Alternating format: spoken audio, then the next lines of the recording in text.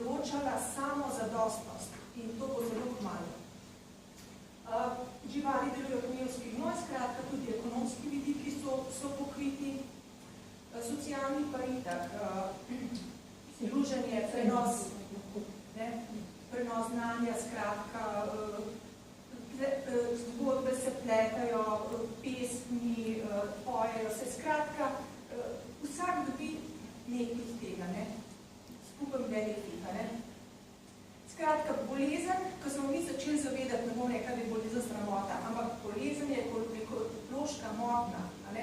In v bistvu ne gre to ali za naravi, ali v človeku. Če nismo mi v stiku samim seboj, če ne delamo prav s sabo, potem zbolimo. In ko bomo to enkrat ozavestili, si bomo znali tudi pomagati. Bo tudi manj bolezni in ne bomo se opremali samo zdravstvenega sistema, ampak si bomo znali tudi na prav način pomagati. Psihofizično, skratka, te učinke sem že malo pokazala, v nalogu so natančne navedeni. Ta model se lahko bi uporabljal tudi, imam eno aplikacijo tudi na mesto, kako bi se lahko tudi drugače uporabljal ta model, ki pa vidim recimo izzive, ovire, skratka, kako pridobili zemljišča, ali so, koliko je posluha, ali župana, ali to privatni, skratka, zemljišča so pomembna, potem tudi neka sredstva, ki treba, potem prave ljudi, za vzpostavitev, navdih, povezovanje, skratka neka širša akcija. Potem tudi treba to na nek način pravno-formalno sperati. Največji izziv pa tukaj vidim, kako pravno-formalno te stvari zaobideti, ker pač kdo gleda po črki zakona tega niša, se pravi, se bi bilo treba na nek način tudi s temi izzivi spoprijeti.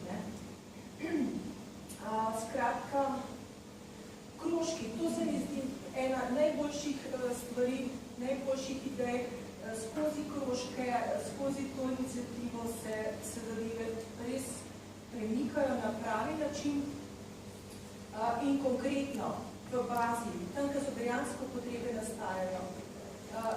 Potem pa pri delovanju pa povabiti čez zraven stroko in v bistvu narediti nadgradno s tem.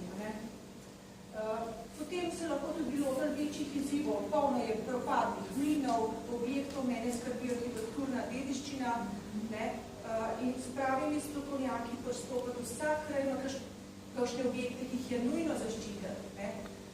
In pred propadanjem ali pa pred napačnim ravnanjem oziroma prenavljanjem. Potem, skratka, imamo kar dosti. Predvsem pa akcije. Tudi, če kaj narobe naredimo, se ni važno. Sam ne delamo. Sam, da se nekaj premika in pa se pa že skratka spremembe se ne zgodijo čez noč. Robert Dilc je v neurolingvistično programiranje uvedel en sistem spreminjanja. Kako prihaja dejansko do sprememb. Tukaj imamo premalo časa, ko bi rada se eno uro, da bi tem govorila, ampak je v nalogi opisano večkrat natančno. Ampak dejansko to, kar ste vi že vsi prej povedali, gre skozi sistem vrednot. Spremembe na najnižjem nivoju, nekdo, ki je v bistvu rabi samo razmišljati, kako bo zajest dobil,